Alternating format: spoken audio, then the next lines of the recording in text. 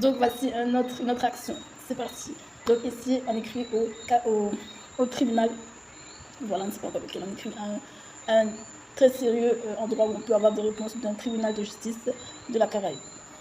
Bonjour, on vous écrit depuis le cabinet Bougaman, cabinet de consultation politique. Le sujet du jour, la Guadeloupe, son état économique. Tout d'abord, permettez-moi de vous demander si vous êtes disponible pour nous répondre aux questions. Plus simplement, nous entendons énormément de rumeurs au sujet des tribunaux de Guadeloupe. Venant de personnes très sérieuses, donc on a décidé, etc., de les contacter. Beyoncé étant la star la plus riche du monde de l'Afrique, on veut des informations de la part de la Caraïbe sur son avenir économique, ses choix d'avenir, notamment ici en Guadeloupe. Nous avons déjà porté 4 plaintes avec un sujet, il n'en a jamais entendu parler, et pourtant il y avait des motifs très graves comme séquestration, tentative de meurtre.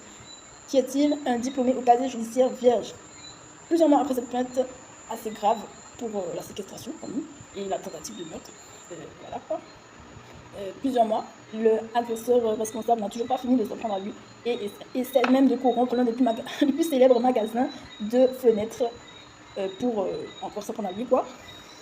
La belle époque. On voulait avoir des informations sur l'avenir économique en partant de la voix, en partant de l'écoute d'une grande instance comme le tribunal. Est-ce que l'avenir économique est positif pour la Caraïbe? Dites-nous, y a-t-il des mesures qui sont prises le long de l'année pour la très spéciale économie de la Caraïbe, des îles de la Caraïbe, aux thématiques très multiples, très spécifiques? Le tribunal et la préfecture sont-ils prêts pour les problématiques internationales économiques que doit affronter la Caraïbe aujourd'hui, demain? Hashtag solidité. Qu'est-ce qui empêche le tribunal d'ordonner à l'État français de protéger les Guadeloupéens de la débandade rien qu'en sortant de chez eux? Qu'est-ce qui les empêche de demander l'existence d'un abribus adéquat, même en demandant des abribus adéquats de la part de cabinets comme le nôtre? Ils ne sont toujours pas adéquats et restent encore et toujours, finalement, esclavagistes. Voilà, je n'ai pas la photo, mais c'est à peu près cette photo, les nouveaux abribus.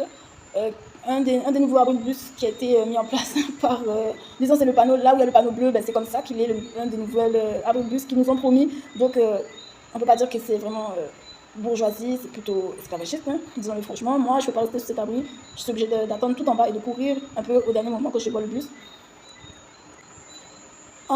Qu'est-ce qui empêche le tribunal, les grandes instances, de demander un trottoir sous les pieds assez régulièrement, voire tout le temps, suffisamment de protection pour les citoyens de la Caraïbe, comme la Guadeloupe, la Martinique, la Guyane, Mayotte, Tahiti? Quand le bus laisse les citoyens au milieu du rond-point de Montebello, où il y a une nationale, c'est inadmissible. Qu'est-ce qui empêche le tribunal, le plus coriace de la justice, de faire un travail coriace pour la défense du citoyen, digne de fond en comble?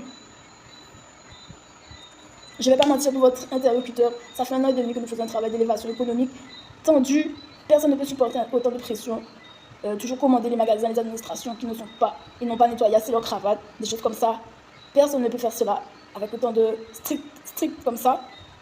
C'est très dur à faire, être toujours rigide, commander des grandes instances. Répondez à nos questions. On l'a fait pendant 1 an et demi.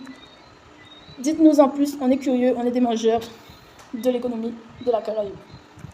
On a rajouté une petite illustration qu'on a trouvée aujourd'hui. Une petite illustration, donc c'est un des investisseurs africains